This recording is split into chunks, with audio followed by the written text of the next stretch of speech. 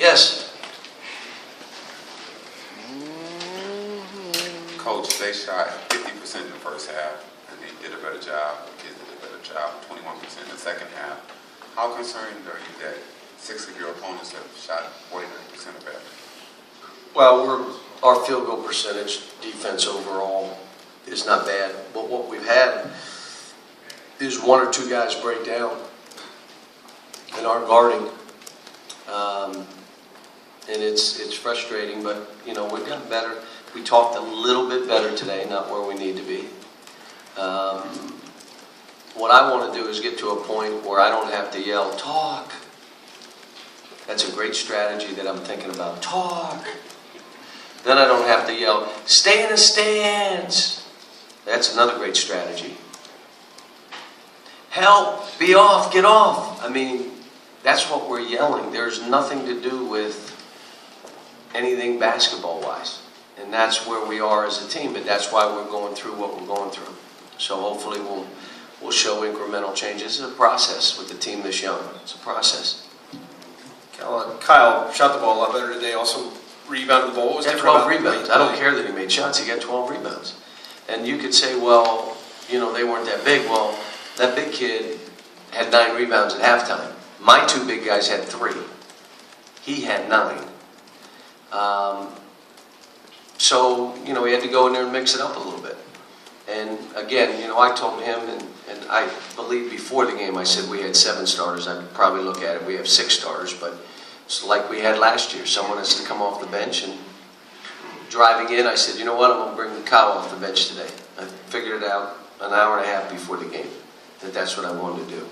And I also wanted to get Ryan. I thought Ryan did well today. He's got a ways to go. I mean, again, misses a layup, goes back, kind of head down, versus you got to lead these guys, and you got to get them to talk, not me. So, but I thought he did better today. I told him he needs to get 10 or 12 points a game. That's all we need from him. And he did it without forcing shots, and that's what we need. Lipscomb's coach said, you know, no disrespect to you guys, but second half, Kentucky didn't come out ready to play. They gave us every opportunity. You know, some of it was self-inflicted in the second half.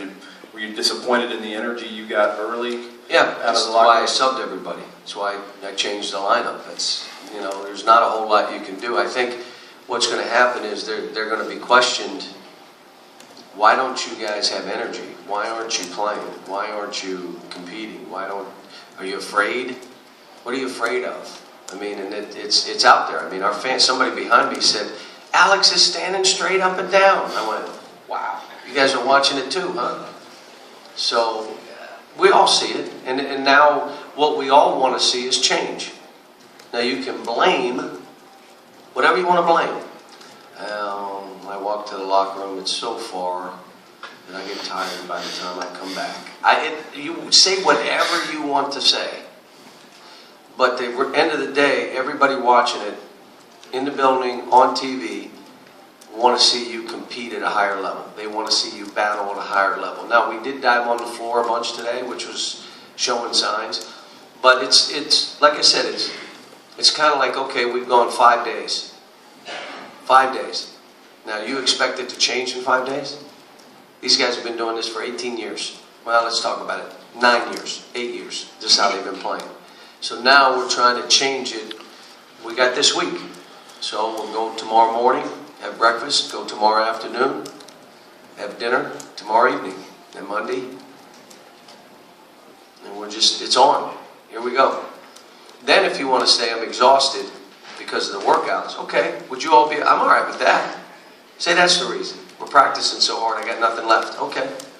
I'd rather it be that than the walk to the locker room is too long, and I think we need to switch this around. And I don't know what you say, but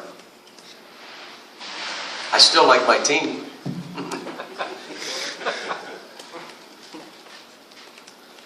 John, what led you on the drive in to the conclusion that Kyle, you'd want to bring him off the bench? Well, it would either have been Kyle or Alex, either one. And I thought, well, let's go with Ryan and let's play Alex to see if he'll compete those first 4 or 5 minutes and what will happen. He did okay. You know, still, again, I believe that Julius Mays out-rebounded him for the game. And you can take that however you want to take it, but those numbers don't lie. And in the second half, I switched it up because he didn't rebound, so I said, okay, let's go with Cal. Cal had, I think, 5.5, something like that, or 6. In the second half, it was on a missed free throw, right, that Alex did? Yeah, just didn't get the ball. Now, he had 2 excuses. His big toe hurt, and the other guy slipped in front of him, didn't block him out. So he didn't give us 1, he gave us 2. My big toe, and the other guy didn't block out. So that's why you didn't get the ball. Okay. What happened to your big toe? You're out. Next guy. John, Yes. we asked, Coach Sanderson has compared you guys with Ole Miss because he played them. He mentioned Ole Miss's guards are more physical, get in, force more turnovers. Could you talk about that a little bit? Yeah, listen, if we don't start changing, we're going to struggle. Just how it is. And we've already struggled in any game that anybody had any physical toughness to. We struggle. If we don't, now you either want to change or you have your excuses why it's happening. So let's just change. That's my thing. What we're doing in all these workouts is trying to get them to change. Now they can do this in workouts. You do the workout, you change during the workout, but it's not what you want. So then the game starts what? Right back to where you were. Because I'm only doing it because you're making me do it. I don't believe I have to do this. You're making me do it, okay, I'll do it. We got to get out of that. Now we got this week. We got a couple days the following week. So we have time. But you got to accept I got to change as a player. It's not working the way we're doing it. And the other thing is they got to come together as a team and say, all this stuff, we like each other. If you don't talk, you're selfish. Bottom line. If you quit on a play, you're selfish. You care more about how you feel than what the team needs. You can say what you want. I'm not selfish, yes you are. If you don't talk to your teammates, you're a selfish player. If you don't play through every possession because your teammates need you to, you're a selfish player. And it's not like we got a bunch of good guys, they're good kids and all those other things, but now we got to crack this issue that we have. Stopping on possessions, just quitting on a play. Lack of communication on both offense and defense. You change. But I swear the coaches should not be coaching a game saying, talk. This should not even come out of my mouth. And I'm saying it 410 times in the first half and probably the same in the second half. So, and the crazy thing is we've made strides. Now are we going to get where we need to go? John, not to be spending all the time quoting the other coach, but he also said that your kids would be fine, your team would be fine as long as they listen to you. And he said listening is a skill, something they work True. on. He also I don't say I have all the answers. I'll let you ask your second question. But here's my thing. The one thing is that it's not, if they are listening, they're not changing. And that's what was frustrating for me today. I thought I'd see more of a change. I saw a little change. We just went 5 days, and I saw a little change. So if I see a little change in this next week, from that point on, folks, we're not winning many. That's a fact. Now, if I see change and change and change, it's on. Everybody will say that's where we thought they could go. They're hearing, but they're not listening. They're hearing what we say, and they're not listening to it. And I think sometimes you got to hit rock bottom. But each individual right now thinks they're good. Like, I'm okay. Individual guys, like, I'm okay. And then, until they all start, caving a little bit, we'll see. He also used the word resisting. Do you think your kids are resisting? I don't know. You'd have to ask them. You get a feel for that?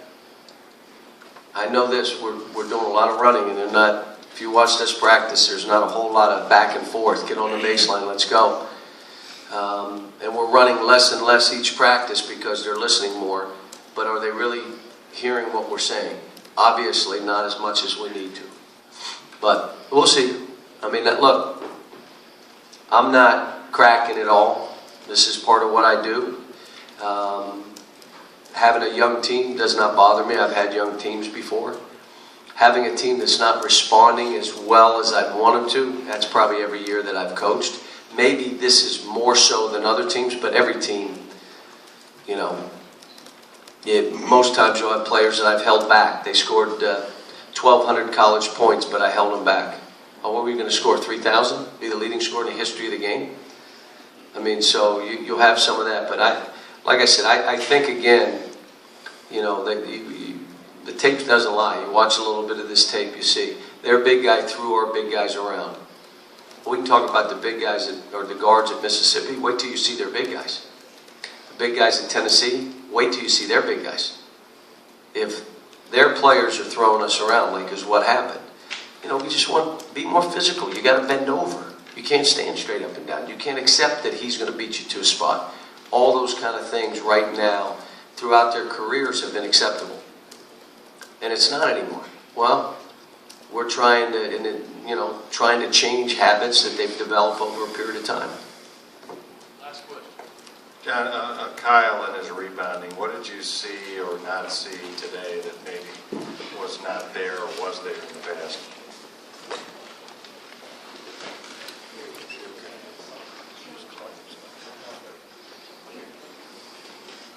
Yes, Doc?